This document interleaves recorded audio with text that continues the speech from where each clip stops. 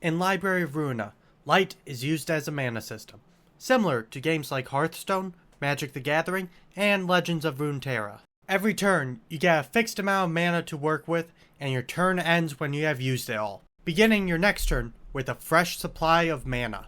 Unlike its predecessors, Project Moon created light, a more complex and involved process to get the same result. You think they would give us a good tutorial, right? Well, they give us this only slide.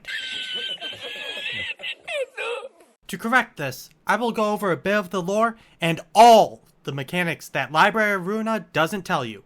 Welcome to You Know Nothing About Light. In-game, light is used as the economy for combat cards, with each card requiring a specific amount of light to be used. At the start of the fight, you will start off with 3 or 4 light available. This is the starting light that the character is able to use. When the slots are full and shining, you are able to use it. If it is empty, it's unavailable to be used. You are not allowed to exceed that amount. In case you do, the game will have the card shake and an ERC plays to let you know you messed up. It's similar to a car.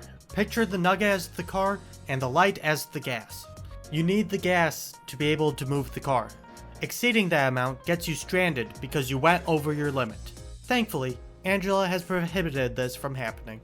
Speaking of which, the screen where you set up your cards is the preparation phase. Like the name says, we are planning out how to use the light for the cards we can play.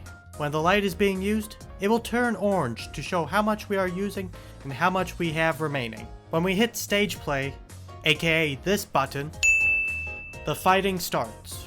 You think we spend all of our light as soon as we hit that button. That is completely wrong. Instead, it happens as you play your cards, starting with the fastest speed die and working its way down the chain. So, if I pay 3 light this turn to play a 2-cost card and a 1-cost card with the 2 cost moving first, it'll remove 2 light and then you're able to use that card. Afterwards, the 1 remaining light will be used for the next card. This will be expanded on in a later point.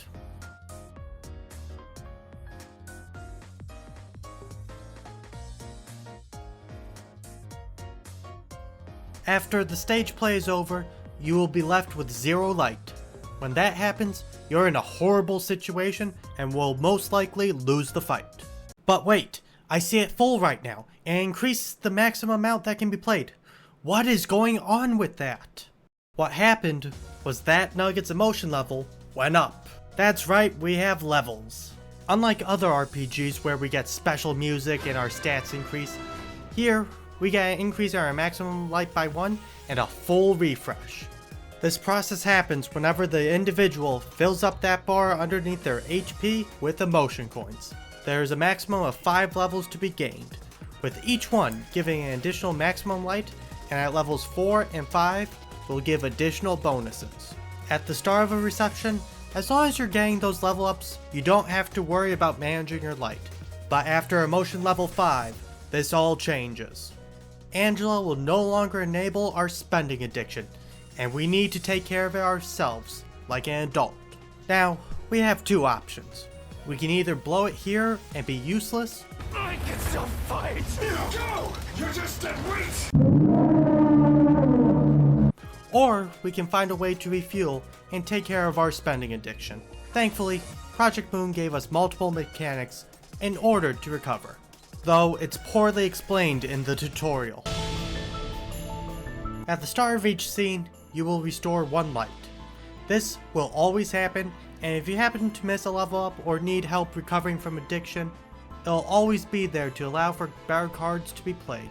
The main way of recovering light is through combat cards that say on use or a certain requirement will restore a certain amount of light. Make sure you have 3 to 4 light recovery cards in your deck. You'll thank me later. Though, what happens if you don't have any said cards in your deck for whatever reason? Then you're completely screwed, right? Well, there's another way. That is universal. Through violence. Or, in this case, depleting enemies' HP or stagger bar. Yes, staggering and defeating enemies will reward you with light. You gain 1 light for the person staggering the target, and 1 light for defeating them. There is no limit on this. For example, if I stagger 2 enemies and defeat another, I will be rewarded with 3 light. However, if I'm staggering and defeating someone with the same offensive dice, do you think I will get 2? The correct answer is... you'll only get 1, due to defeating overriding stagger. Though, keep in mind, I didn't say the same combat page, I said the same die. Yes, you can get 2 light recovery from one page, but it has to be on different offensive dice. The first die has to stagger the target, and then the subsequent offensive die defeats them. Also, for any combat page that rolls a die multiple times, like Solemn Lament, it's not 1 die, but counted as separate dice. So defeating an enemy with it will give you 2 light. Really nice not to be getting scammed by that. Think that's all the ways to recover light? But wait! There's more! Certain floors will give abnormality cards that may contain light recovery options. Remember those emotion levels up? Hitting certain milestones as a group will reward you with these cards. This allows us to free up combat pages for other combat cards due to this new way of recovering. Though, these abnormality cards are floor specific, and they also come with the risk of not getting them, potentially destroying a nugget's long-term viability if it's built around it. Only one person can get it, but they're probably your main win con for the reception. The abnormality cards will have a condition attached to them in order to reward the light. Some may want a certain marked enemy defeated, winning clashes, and playing cards. Yes, that last one is a condition. All this happens pretty passively after a certain point, so you can play the game without worrying about light. This can be taken one step further, and instead of rewarding light, the abnormality cards will reduce the cost of cards in your hand. This is light cheating, and in my opinion, is vastly better than light recovery, allowing you to play more high cost cards during the leveling process and during the endgame where you will be unable to do so. For example, if I want to play 2 3-cost observe cards, that would require 6 max light, so at motion level 3, this is possible. Now, if I use the floor Malkuth and get happy memories to proc on observe, I can start discounting them when they're played. With that, when I hit emotion level 3, I can play 2 3-cost cards for only 1 light each, and eventually 0 after enough uses. This allows me to spend the light on other more costly pages, due to me making 3 cards free. Having 6 strength constantly is rather strong, and with an additional die right around the corner, I'll be happy to unleash all of that damage.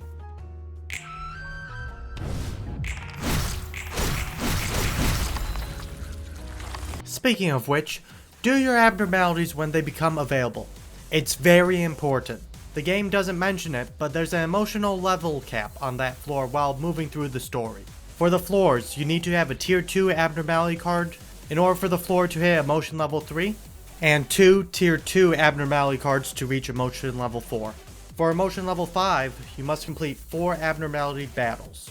This is rather important since we are so dependent on the light, and getting more refreshes is great.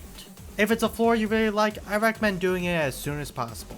Also, it gives more options in librarians, so it's a shoo-in to do. The final thing that gives light recovery, and it's very niche, are attributions. There are 2 that are good in the late game, and the rest are suboptimal or need a build to use them. I wouldn't worry about using them, to be honest. We have much better ways of getting light. With that, let's take all we know and show what a sequence looks like. In this example, after the battle, I should end on 7 light.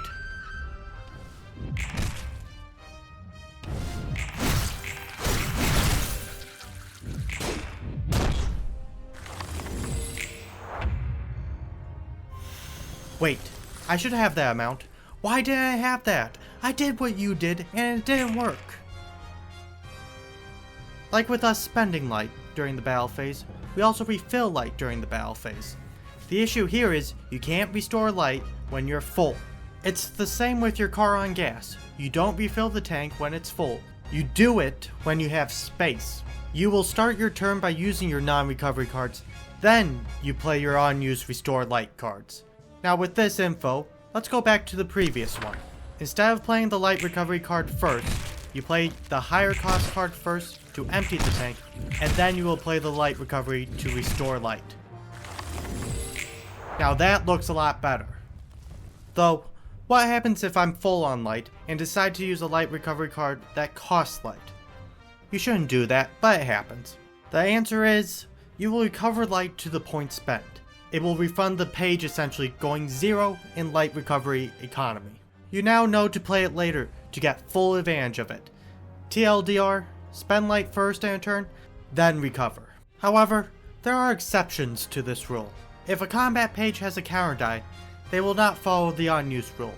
Instead, it'll consume the light immediately when the stage play begins. This is due to the nature of counter dice.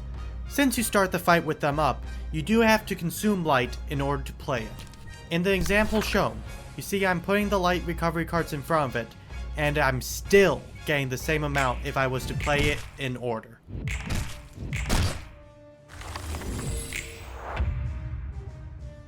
Though, that isn't the only exception. The other one being mass attacks. When mass attacks are being played, they will consume your light first due to them going first.